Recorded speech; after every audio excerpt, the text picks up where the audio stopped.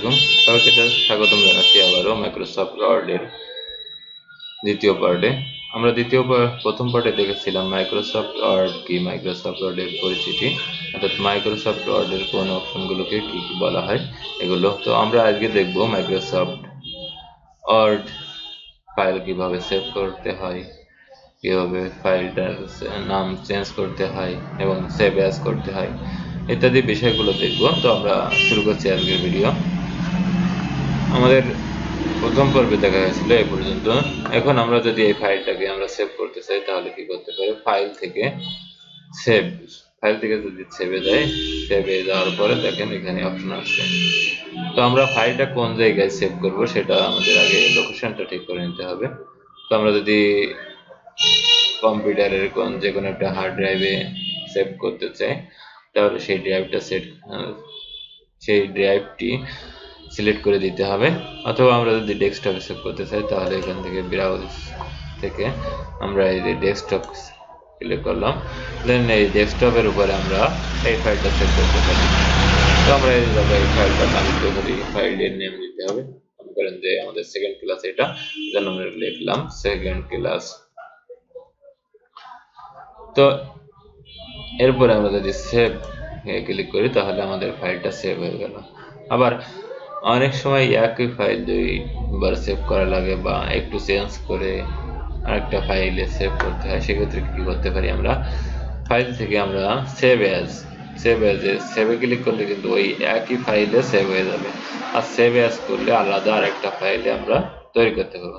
Desktop select করলাম, দেন প্রথমে ছিল সেকেন্ড ক্লাস, দেন আমরা যদি সেকেন্ড ক্লাস দিয়ে এখানে সেকেন্ড ক্লাস 2 লিখি বা 3 লিখি, যাই লিখি না কেন, সেকেন্ড ক্লাস 2 লিখে সেভে ক্লিক করলে আমাদের একই ফাইল দুইটা হয়ে গেল। এখন আমরা যদি ডেস্কটপে যাই তাহলে আমরা দেখতে পারবো, দেখেন প্রথমে ছিল সেকেন্ড ক্লাস, দ্বিতীয়তে সেকেন্ড ক্লাস 2 এইভাবে আছে। তো এইভাবে আমরা ফাইল থেকে সেভ করতে পারি, সেভ অ্যাজ করতে পারি। তারপরে ফাইলে আরো কিছু কাজ আছে, সেটা হচ্ছে ওপেন এবং নিউ।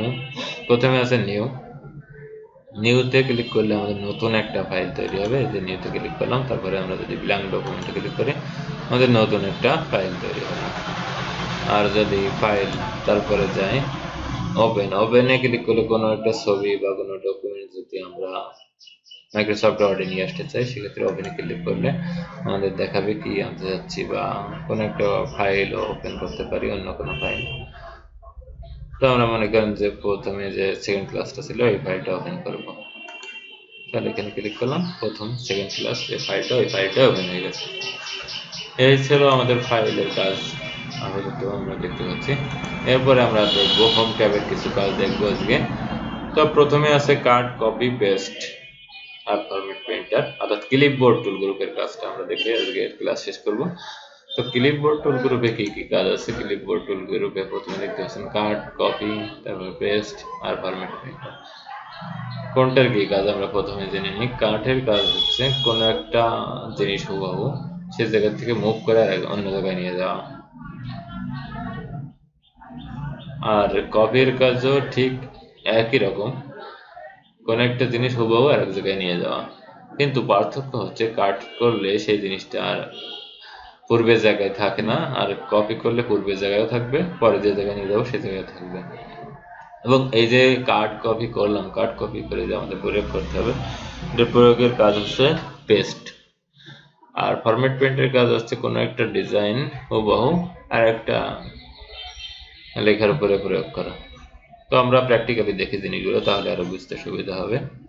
তো মনে করেন এখন দেখেন কাট, কপি, পেস্ট সবগুলোই ডিঅ্যাক্টিভ অবস্থায় আছে। আমরা যদি কোনো একটা লেখা সিলেক্ট করি, আমাদের এই লেখাটা সিলেক্ট করি, তখন দেখেন কাট, কপি অ্যাক্টিভ হয়ে গেছে, পেস্ট এখন অ্যাক্টিভ হয়নি। কারণ হচ্ছে এখন আমরা কাট কপি করতে পারবো, আর যখন কাট কপি করা হয়ে যাবে তখন আমরা সেটা পেস্ট করতে হবে, তখন পেস্ট অ্যাক্টিভ হয়ে যাবে। অর্থাৎ আমাদের মাইক্রোসফট ওয়ার্ডে যে কাজই করি না কেন, সেক্ষেত্রে আমাদের যার উপরে সেই কাজটা প্রয়োগ করব সেটা অবশ্যই আগে সিলেক্ট করে নিতে হবে। তো প্রথমে আমরা লেখাটা সিলেক্ট করে নিলাম।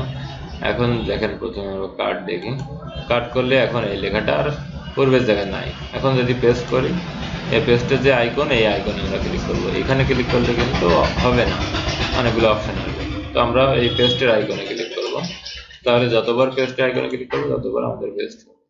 ঠিক আছে, দেন এরপরে আমরা দেখি কপির কাজ কি। এখন কাট কপি ডিএক্টিভ হয়ে গেছে আবারও। তো আমরা যদি কোনো একটা লেখা সিলেক্ট করি, এই লেখাটাই ধরেন লাল কালার দিয়ে দিলাম। এখন এই লেখাটা আমি কপি করলাম, দেখেন এই লেখাটা কপি করছি, কপি করার পরেও এই জায়গায় কিন্তু আছে, স্টিল আছে। আমরা প্রয়োগ করবো মনে করেন নিচে, তাহলে এই জায়গায় পেস্ট করলাম, যতবার ইচ্ছা পেস্ট করলে কিন্তু ওই লাল লেখাটাই আসতেছে। আগের লেখাটা ছিল কালো, পরের লেখাটা আছে লাল। অর্থাৎ কাট কপি পেস্টের কাজ আমরা বুঝতে পারলাম। এখন আমরা দেখবো ফরম্যাট পেইন্টারের কাজ। তো আমরা যেহেতু এখনো অনেকগুলো ফন্ট টুল গ্রুপের কাজ দেখে নেই, তো আমরা একটা এসে ফন্ট টুল গ্রুপের কাজটা দেখতে পারি, কিছু একটা প্রয়োগ করি। দেখেন এই যে লেখাটা আছে এর উপর আমরা কয়েকটা স্টাইল চেঞ্জ করলাম, ফন্টটা চেঞ্জ করলাম, ফন্ট চেঞ্জ করলাম, ফন্ট সাইজ চেঞ্জ করলাম, তারপরে এটাকে করলাম বোল্ড করলাম, এই যে অনেকগুলো ডিজাইন করলাম। ডিজাইনগুলো করতে বেশ সময় লাগছে। এখন যদি এই পুরো ডিজাইনটাই আমরা যে কোনো একটা লেখার উপর প্রয়োগ করতে চাই, সেক্ষেত্রে আমরা ফরম্যাট পেইন্টার ব্যবহার করতে পারি। তো এই লেখার উপর যে কোনো জায়গায় আমাদের মাউসটা রাখতে হবে, দেন ওই ফরম্যাট পেইন্টার ক্লিক করলাম। দেখেন এখন মাউসের কার্সারটা ব্রাশ আইকনের মতো হয়ে গেছে। তো আমরা যে জায়গায় যে লেখার উপরে টান দেবো সেই লেখাটাই ওই একই ডিজাইন বা একই শেপ হয়ে যাবে। আবারও ফরম্যাট পেইন্টার ব্যবহার করতে চাইলে আবারও ক্লিক করতে হবে, আবারও এই যে মাউসের লেফট বাটন চেপে ধরে টান দিতে হবে, সেক্ষেত্রে কাজটি হবে, আদারওয়াইজ কিন্তু কাজ হবে না। তো এই ছিল আমাদের ক্লিপবোর্ড টুল গ্রুপের কাজ। আজকের ভিডিও এই পর্যন্তই। তো ক্লাস শেষ করার আগে অবশ্যই আমাদের ফাইলটি সেভ করে রাখবেন। সেভে ক্লিক করলে এই জায়গায় দেখেন কুইক অ্যাক্সেস টুলবার থেকে সেভে ক্লিক করলে আমাদের ফাইলটি সেভ হয়ে যাবে, অথবা আমরা ফাইল থেকে সেভে ক্লিক করলেও সেভ হয়ে যাবে, একই কাজ। আর একটা শর্টকাট শিখে আমরা আমাদের ক্লাসটি শেষ করি। Ctrl+S চাপ দিলে আমাদের ফাইল সেভ হয়ে যাবে। তো ধন্যবাদ জানিয়ে শেষ করছি আজকের ভিডিও। পরবর্তী পর্বে আমরা আবারও দেখব মাইক্রোসফট ওয়ার্ডের ক্লাস। আসসালামু আলাইকুম।